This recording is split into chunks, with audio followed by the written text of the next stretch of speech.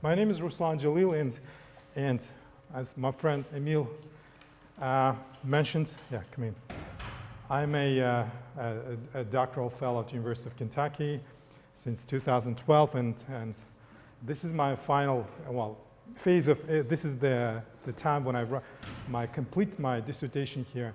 And while I'm here, I'm gathering data here, because my current topic on my dissertation is Islamic education and political secularism in Central Asia. And I'm here to gather data and for my dissertation. While I'm doing that, I teach at, currently I teach at Jalil University, and I see some of my students here. Well, thanks for coming.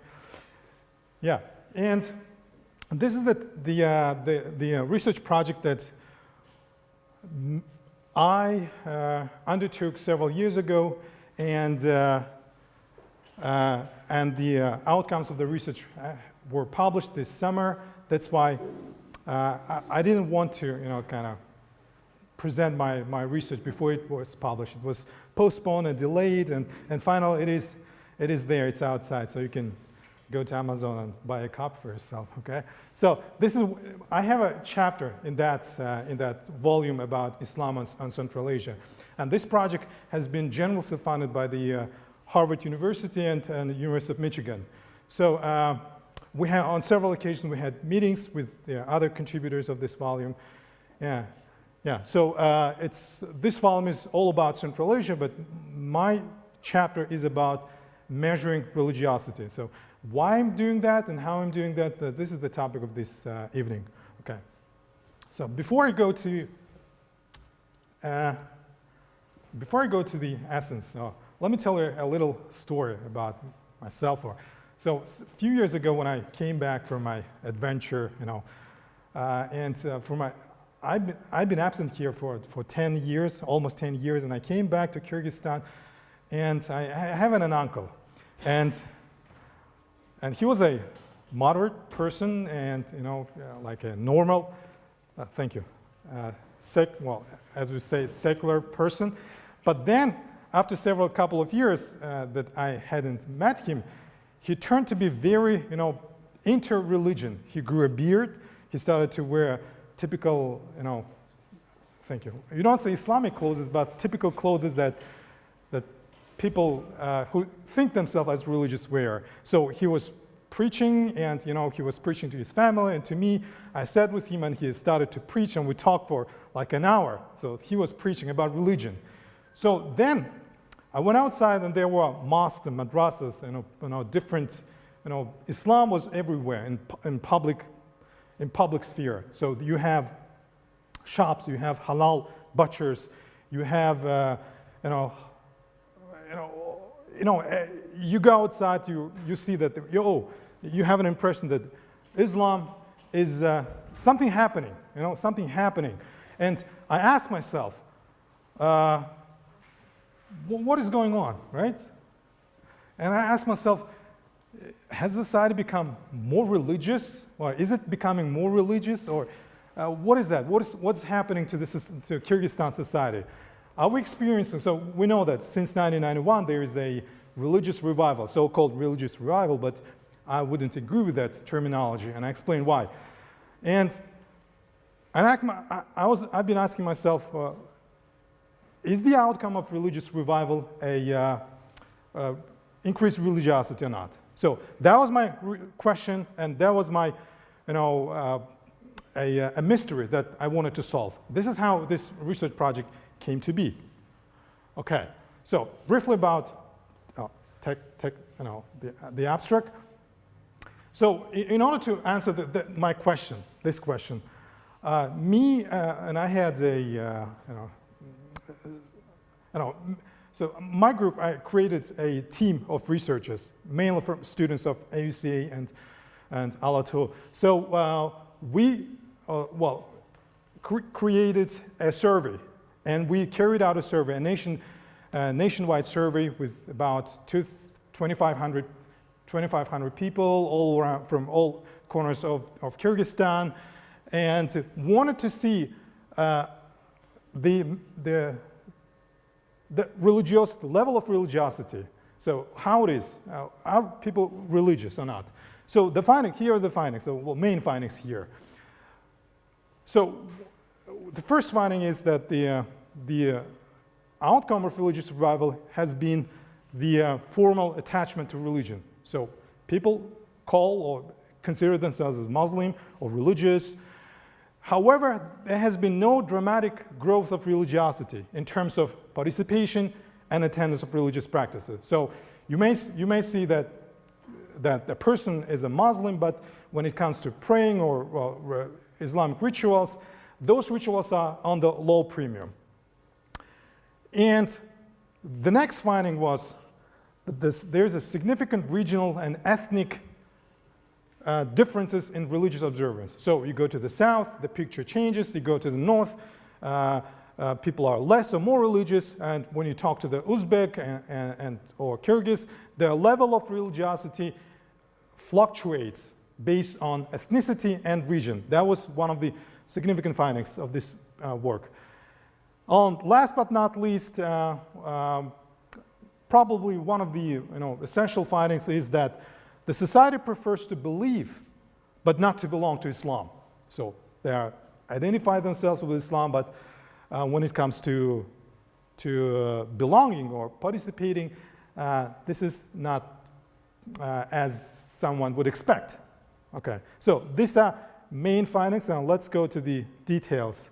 All right, this is what I'm going to present if the time allows. And so first, I'll talk about two main views held about Islam in Central Asia. So what is Islam? Where is Islam heading in Central Asia overall? The second point is I'll talk about what kind of Islam we're talking about Central Asia. So as a social scientist, I always, we always challenge the conceptions that, that exist over there. So, and by challenging them, we might get closer to the truth or whatever. So, and I challenge and say, well, probably there's no thing that is called Islam. There are social constructed forms of religion. And one of the social constructing forms of religion exists here in Central Asia. And then I'll go explaining so what is actually going on in Kyrgyzstan in terms of religious revival. And then I'll just briefly explain how I measured religiosity, because religion is a complex thing, and how do we measure religion, and how do we measure religiosity? So I'll go to that, the technical part. And then I'll talk about method and procedure, about the survey, and then I'll discuss about findings and discussion, and then we'll conclude with this summary. Okay. So after collapse of the Soviet Union in 1991, there were two main assertions about Islam in Central Asia. So where is it heading? Okay. So first, the first group of scientists or social scientists or policymakers, they argue that Islam will gain a considerable influence in the region. Okay, so it will grow in size, in form, and influence. And I'll explain what kind of arguments they have. The other school believes that Islam is just a superficial cultural element and will have no considerable impact on social political structures. So simply saying it means that Islam will remain a cultural thing. It will not turn into some social political mechanism of socializing of people in Central Asia. Okay, let's see in details both schools. Okay, so who does say so? So Oliver Waugh and Rashid, what was his first name? Yeah, whatever. No, not Khalid. Rashid, he writes about Taliban, whatever. It's not important. So these people say that Islam will play a main, if not a significant role in political structures in Central Asia. So they give different arguments in that, and the arguments will come now. They also believe that Islam has that full potential of becoming one of the factors that will will influence the societies. Why?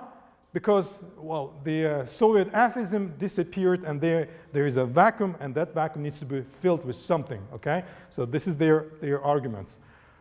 Well, Shirin Akinar believes that Islamic factor will become a key aspect in determining political process in the region. So, key aspect. Are we experiencing it now? Maybe or maybe not, yeah? So these are main arguments in that thesis that Islam will gain much more influence. So, first and foremost, they say Central Asia population is Muslim. So if you accept it or not, the majority of people consider themselves as Muslims. This is very strong argument. And they also say that the Islamic traditions have become a part of culture of the local societies. When you talk about local culture, you always talk about Islam. There's something about Islam and local culture. So you can't separate one from each other. That's why Islam will be that, the dominating thing, dominating issue in post-Soviet Union, well, in Central Asia. So, and during the Soviet times, those cultures, most of the cultural elements were eradicated during the Soviet Union. And when the societies became independent, they realized, hey, this is the time when we regain what we lost. Let's do that. And going back to those traditions that are embedded with Islam seemed very natural. Making dua, as this woman makes, is a natural thing because this is in tradition of local people. And then the other side of this thesis is that, there's local conditions for growing Islam, and there are also external conditions, like foreign groups and organizations of movements, Islamic movements, organizations. They rushed to Central Asia to spread their message. And this adds to that pluralization of Islam in the region. So once Central Asia, well, during the Soviet times was Hanafi, let's say Hanafi, and now we have a great array of different groups and interpretations of Islam. And last but not least,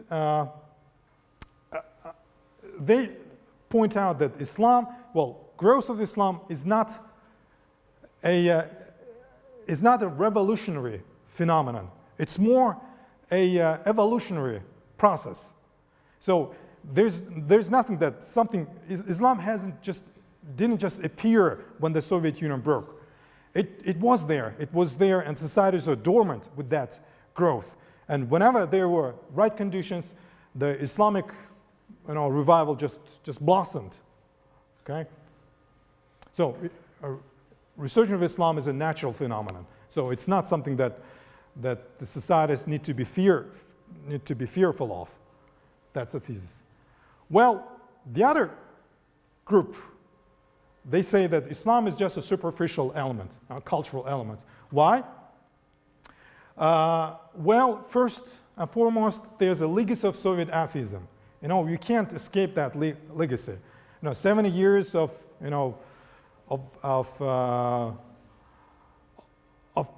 Soviet culturalization will continue its further influence. And there was an erosion of religion, erosion of Islam, and this is hard even for new generation to pick up. So Islam will be a cultural element, no more. It will not become a political, political factor. And then they also pinpoint that the regional governments and regional leaders rely on political secularism in nation building. So they don't want to be associated with Islam. So even now that there is that Marxian view of Islam among the political elites of Central Asia, that religion is an opium for masses, and that Islam religion cannot provide any viable solution for the development of societies. Okay, that's why they prefer to be very cautious about integrating Islam into social political structures. So Islam, no, please, no, thank you. So these are main arguments against that vision that Islam will be a growing factor in Central Asia. All right, let's make a pause and think, okay? But what Islam are we talking about? So what is that we keep referring Islam, but what is that Islam? What does it mean here in Central Asia? What is that it has been reviving since 1991, okay? Well,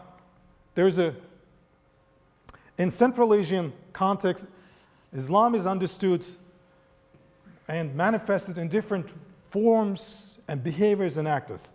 So, if you happen, I've had friends from Islamic countries, from Egypt, and once he was here, and he was very surprised about the local form of Islam here.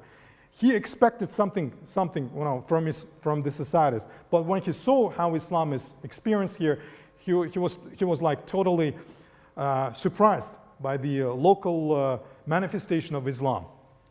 And what we talk is folk Islam, so people's Islam, and the folk Islam gets its legitimacy or is constructed from various sources, including popular beliefs, legends, veneration of saints, and even from the non-Islamic or primordial beliefs such as shamanism or Tengrianism. So everything it's like a bowl, you put everything there, you just mix it, and this is a local Islam. Here you go. And that form of Islam is regarded as a true Islam in Central Asia. So what is true Islam here? Our local Islam, not that scriptural Islam, Arabic Islam, or whatever, Pakistani Islam. We have our own local form of Islam, which is legitimate. That's how the perception goes. And Prevratsky, describes this, this picture as he gives a term, religious minimalism. So this is when there's a very loose attachment to Islam, and where religion is reduced to cultural norms. And it doesn't serve as a spiritual guidance, but serves as a cultural norm for a person. It's not about spiritual perfection or development. It's all about living culture. So you want to be a true Kyrgyz, a true Kazakh, here you go. Here's our own Islam. It doesn't lead you to the spiritual perfection, but it will make you a better Kazakh, or better Kyrgyz or Uzbek, whatever. Okay, so we may conclude that Islam in Central Asia during the Soviet Union existed as a social construct, more as a social construct in different forms and facets. And there was no single definition of what Islam meant in the region. And then, so when we talk about religious revival, it will not be very accurate to say that there is one form of Islam that has been reviving. No, and there's no single essential form of Islam here. So that's why I'm against that term Islamic revival. It could be better termed as transformation of Islam. So Islam has been transforming, not reviving. Okay.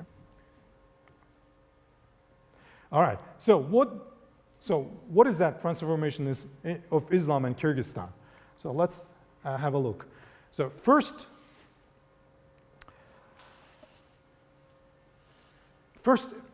issue is a growth of Islamic institutions. So since 1991, there was a dramatic growth of religious institutions, madrasas, mosques, Islamic higher education institutions. As you see there, in 1991, there were only 14 mosques in total in Kyrgyzstan. And now it's more than 2,500 mosques in Kyrgyzstan. That's a huge growth. There are 51 madrasas, 10 Islamic higher education institutions that train the clergy or imams for the mosques. And then there is a gradual institutionalization of religious categories into society. Things like halal food industry,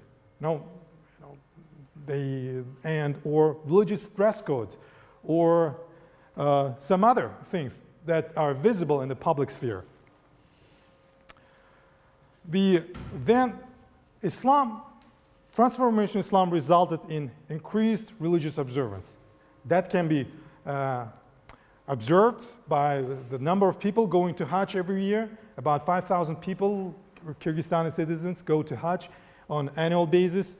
There is a very visible and public discourse of Islam in media, in the society, in newspapers, on the social media. So there's a lot of talk about Islam in public sphere. And then there's the emergence of different Islamic groups. Well, and which add to that pluralization of Islam. So these groups include Sufi lodges, or Dawah movements, modernist movements, Salafi groups, Islamic parties, etc., etc. So these are all the outcomes of that transformation of Islam in Kyrgyzstan. Well, so we've seen the change here, but what does this change mean for Kyrgyzstan? So what do we get from that? Where do we go from there? How do we interpret that? Now, what does it tell us to the society? What is that? Well, I believe, so I put it in my paper, that I believe that we need to make several important projections for the future. For the future. First is that if the trend goes like that, then the question will be how this society will be shaped in the near future if this trend of religiosity continues growing according to current dynamics. So what will happen in 5 or 10 or 50 years? Will we have a more religious society and less secularism? What will happen to the society? And second question is, what should the policymakers and the academic community do to prevent, possible conflicts of interest between the secularists, I call it state because the state has always been secular in Central Asia, and with the religion, with the religious society. Or maybe there will be a polarized society, so religious society on the one hand and secular society on the other hand. So what should the policymakers do? And what should the academic community do? So those are main questions, and we need to make those projections for the future. How do we do those projections? Yeah, if the religiosity goes by this trend, by these current dynamics, then the government needs to find a way to accommodate the growing Islamic presence. Should the government ignore that Islamic growth? Should we just say, no, just forget about it. They go their own way, we'll just continue our own way. But it may, and the history shows that it may lead to those clash of conflicts, or at least the government needs to reach the modus vivendi when the government and the religion, seculars and the proponents of religion need to talk and find a way how to build a future maybe for themselves. So how do we make these projections? What is that? How do we make projections? Well, there are lots of studies about Islam in Central Asia. Most of them are ethnographic studies, anthropological studies, and they are very good studies. They are good at examining personal attachment to religion in specific context. So I have a friend who now teaches at the higher university, an American friend, who studied the form of Islam in the Uzbek mahallas in Osh.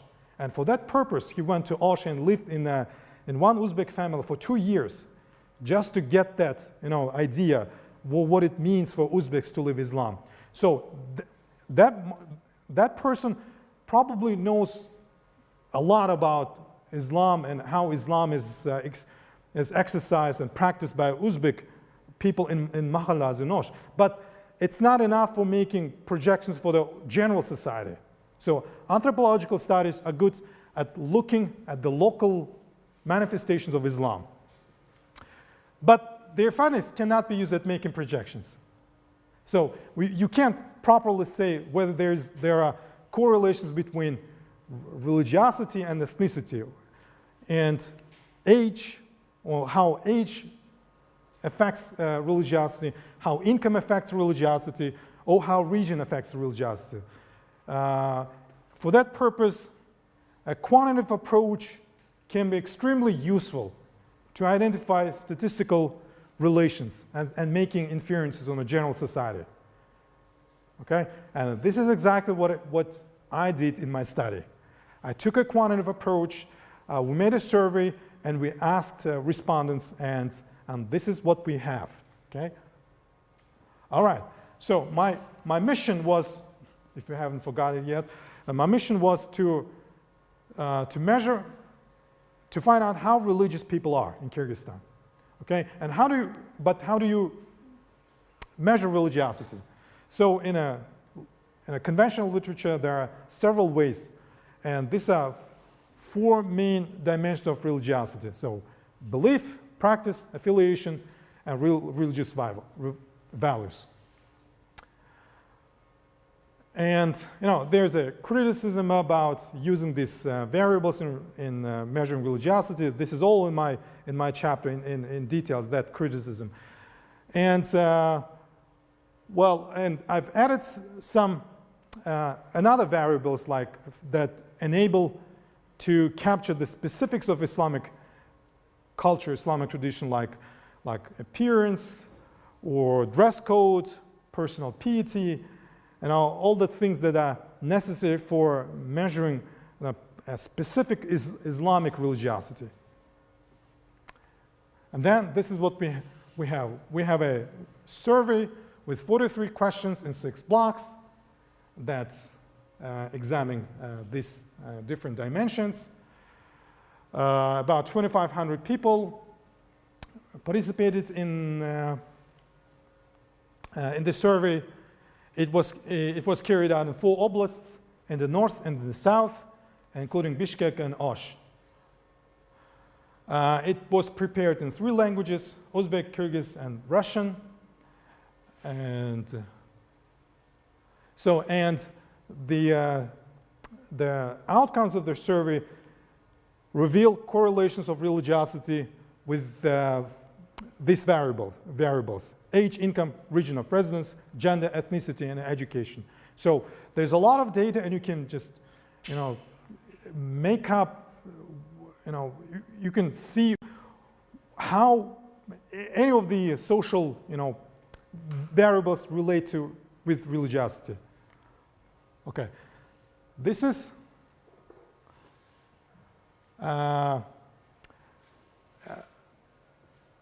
some of the statistics, descriptive statistics. So the majority of respondents were Kyrgyz, like 60%, Uzbeks constituted 32%, and the others.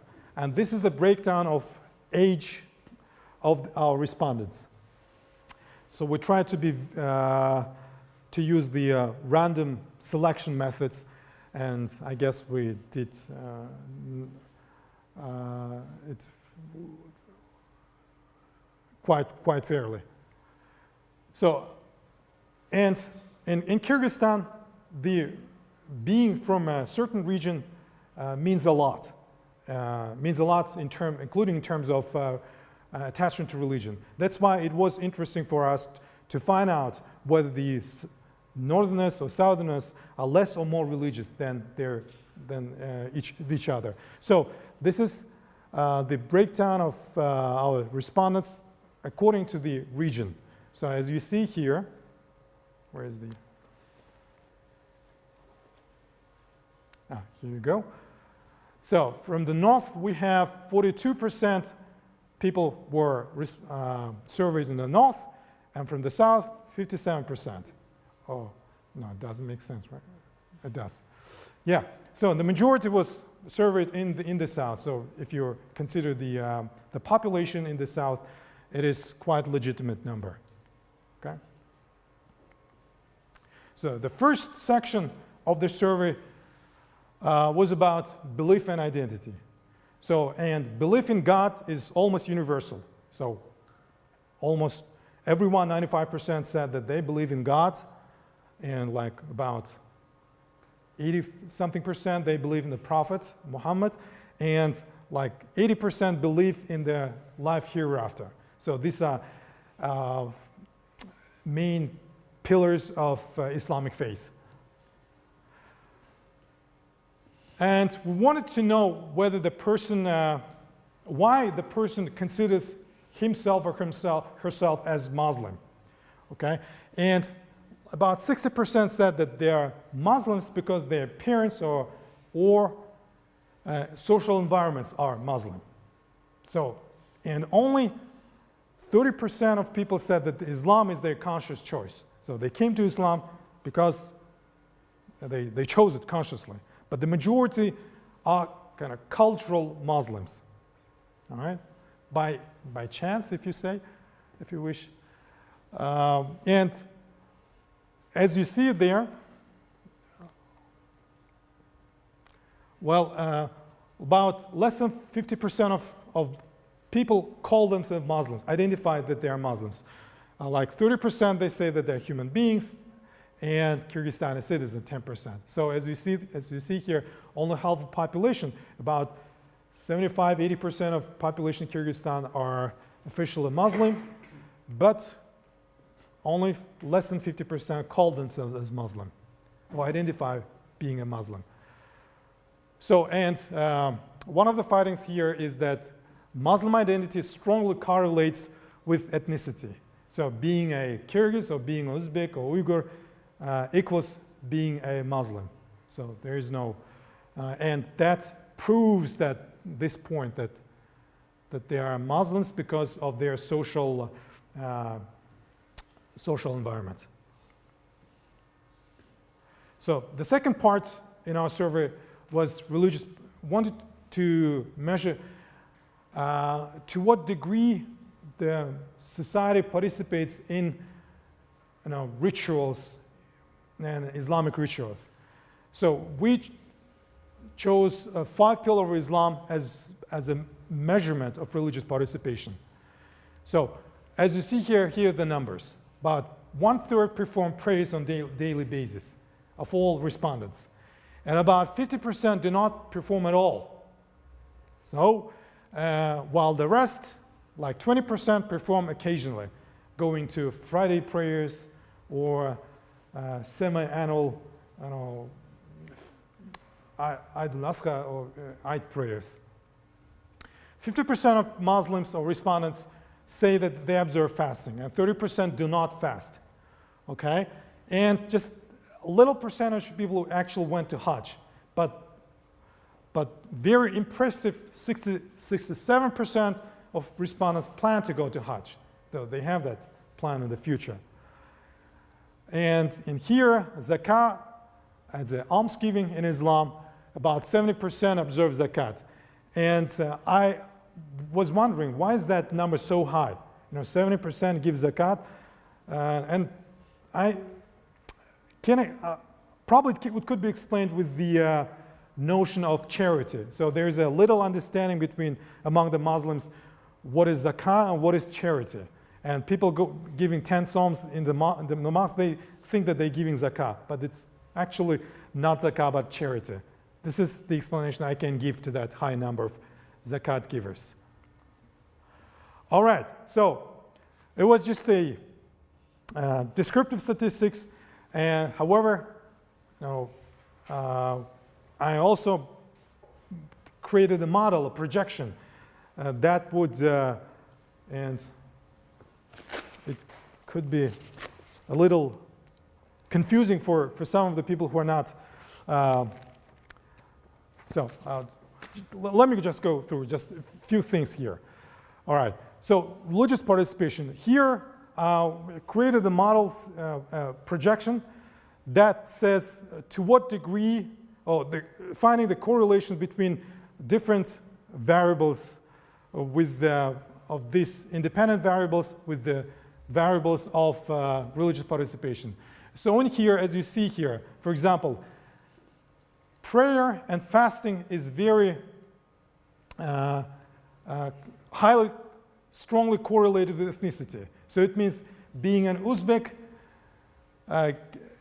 there's a high probability and chance that if an Uzbek person praying and fasting, and coming from a specific region here, here is in particular south, coming from the south increases the chance that the person prays and the person fasts during the Ramadan and goes to Hajj. As you see here, and education has a negative effect on praying. It means that the more person is, the higher the person's level of education is, the lesser is the possibility that the person prays a daily prayer.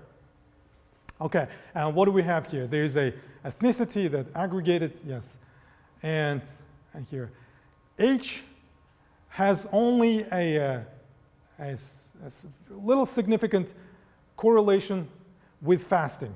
Otherwise, there is no correlation with the age. So it means that the younger population doesn't necessarily fast, pray, or go to Hajj. So there's a little statistical evidence showing that the younger generation are more religious than the older generation. Okay. The third block of or section of our survey was aimed at finding the religious values. As you see here, the numbers, about 55% say that religion is very important in their lives, like God is also very important in their lives. So though they do not fast or pray, majority of people say that the God and religion is really important in their lives. And about 70% of people support the increase of Islamic institutions, the growth of Islamic institutions, the growth of mosques and madrasas. They are in favor in that change. And when asked whether the person is religious or not, like 60% of people said that yes, they are religious. So even though the person doesn't pray or fast or go to Hajj, a person considers himself or herself still Islamic, or religious, sorry. And then there was a question asking that, have you become more religious in the last 5 years compared to the other 5 years? And like 55% said that yes, that have become more religious in the last 5 years. So it means there's a change in their perception of religiosity. So here again, there's another regression table that shows correlations between these variables and these variables here. If you go here, again, religion, there's a region, there's a tendency of region to have a significant influence on having on a person's religiosity, of person's perceptions of religiosity. So in the South, people think themselves as more religious. Then there's in here, so in the South, people think that they have become more religious compared to the early years. So again, there's a trend in region becomes very persistent in religiosity variables. So, and then in the fourth section, we wanted to know to what extent do Kyrgyzstani Muslims know or have information about their own religion? Okay, and the outcomes were surprising to some extent. General finding is that the Muslims in Kyrgyzstan are ignorant about main facts of their own religion. So when asked whether they know the core principle of Islam, like pillars of faith, 5 pillars of faith, only less than 50% said that they know about pillars of faith.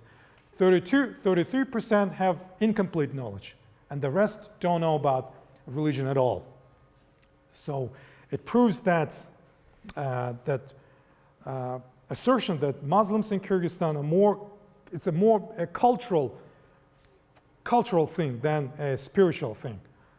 So, and when asked what is the main source of your religious knowledge, like 30% said that their friends and peers are the main sources of religious knowledge. They learn about Islam and religion from their friends and peers. 25% of respondents learn about religion through the members of their family, and 14% from mosque sermons, and 12% from publications.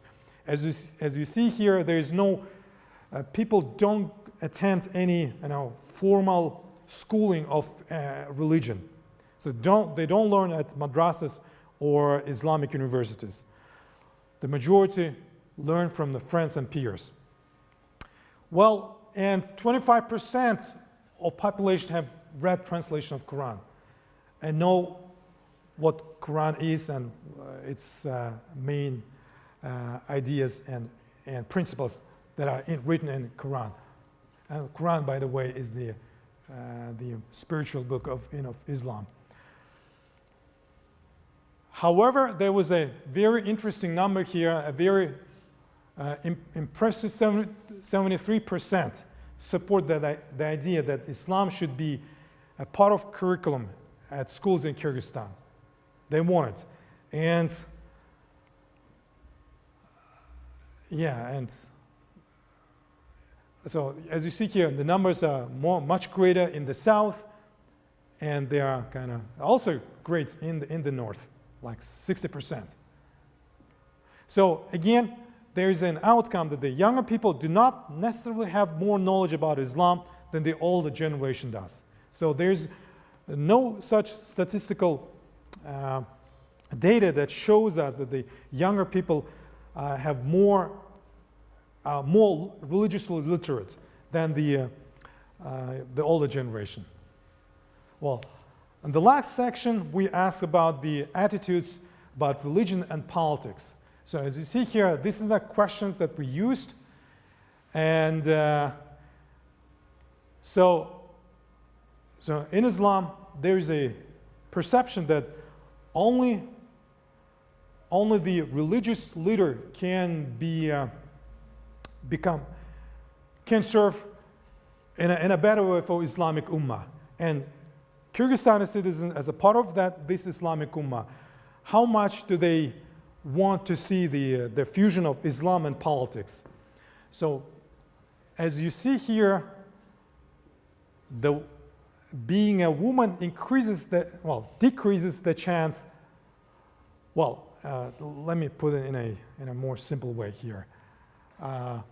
Women believe in Kyrgyzstan that the politicians, the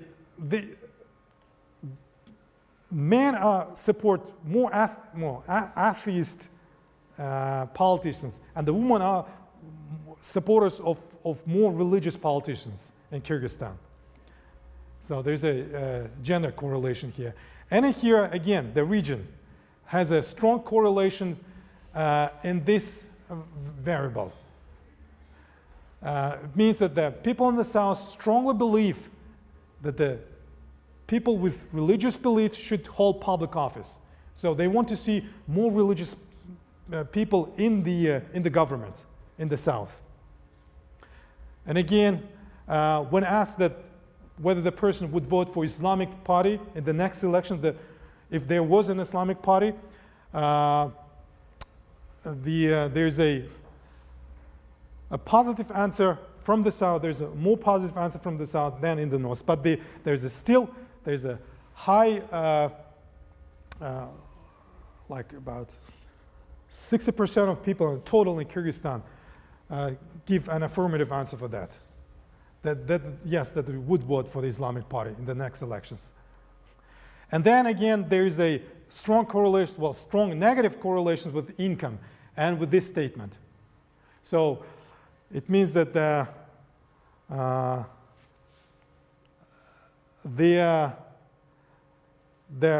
richer person is, the rich people do not support, they support political secularism. The poor people do not support political secularism. They want the fusion of religion and politics in Kyrgyzstan. And then here, there's also another strong correlation here, the negative correlation. Again, the same with that. The rich argue that Kyrgyzstan shouldn't build good relations with the Islamic states. But the poor people believe that Kyrgyzstan should continue its cooperation with Islamic states. Okay, let me go to the conclusions, the main conclusions, okay? So you can download my paper and look at this table in detail if you're interested in that. So there are 4 main conclusions here. Number 1 is the evident outcome of Islamic transformation or change is the dramatic growth of religious institutions, the growth of mosques, madrasas, and Islamic organizations and groups and movements. The second finding conclusion is that there's a great disparity in belonging and attending Islamic practice. People identify themselves with Islam, but their participation and attendance in religious practices at a very low premium. Only a small fraction of society actively participates in religious rituals. As you see here are the numbers. The mosque attendance is 28%, only 30%, about 30% perform a daily prayer, and 25% read Quran. And then region is a powerful factor influencing religiosity. So that assertion happens to be correct, that the Southerners are much more religious to some degree than the Northerners. Yes, but again, ethnicity is also one of the strong factors. If you, I haven't had that model yet, I haven't built that model yet, but it would be interesting to see the difference between Uzbek and Kyrgyz population in the south, and to see how religious Uzbeks are. Maybe the Uzbek population makes their religiosity level higher in the south. Okay, the second conclusion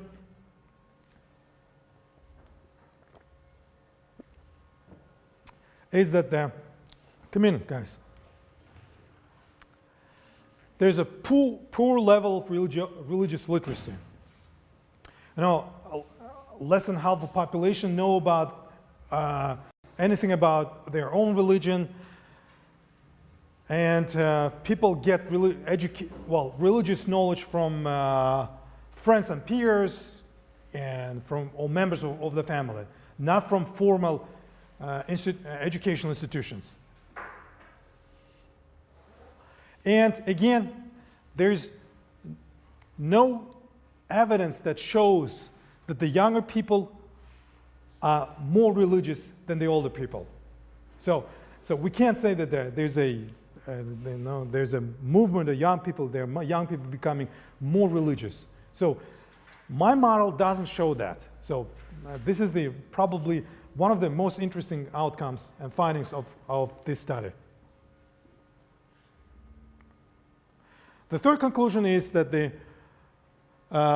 majority can be characterized as traditional Muslims. So what it means, the self-identification with Islam is made from the collective identity, collective identity of the society. So the society is Muslim, that's why I'm Muslim. This is the argument. This is how the argument goes.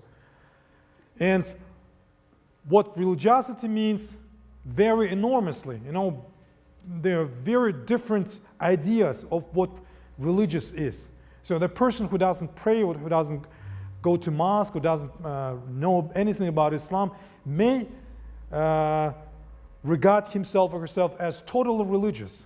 I'm religious, you know, though he or she doesn't go to mosque or read anything from Quran. A person might consider himself or herself as religious in that way. And this is also interesting. So there's a disparity between the scriptural Islam, Islam that you find in the books, and Islam that really exists in the society. Well, yeah, so I said that there's an apparent disparity between religious practice and normative doctrines of scriptural Islam. Oops, where's my fourth conclusion? All right, so this is, yeah, I'll only have 3 conclusions here. All right, so here's a reference list. And coming back to my uncle, and I think that he is in that table somewhere, and he's 60 years old, and what is going to be in the future? So this model shows, the model that we created as an outcome of this study shows that if the religiosity grows by this trend, then there's actually nothing, to fear. Well, the politicians tend to create those fears that, yeah, there's a high Islamization in the country and society has become more religious, but actually the numbers show that religion still is a cultural factor. There's no actual participation in religion. Yes, there's a belonging to religion, but no actual participation. And yeah, and it would be very interesting to do such a study, like in periodically in 10 or 5 years, to see how that picture changed over the time. Well, thank you very much.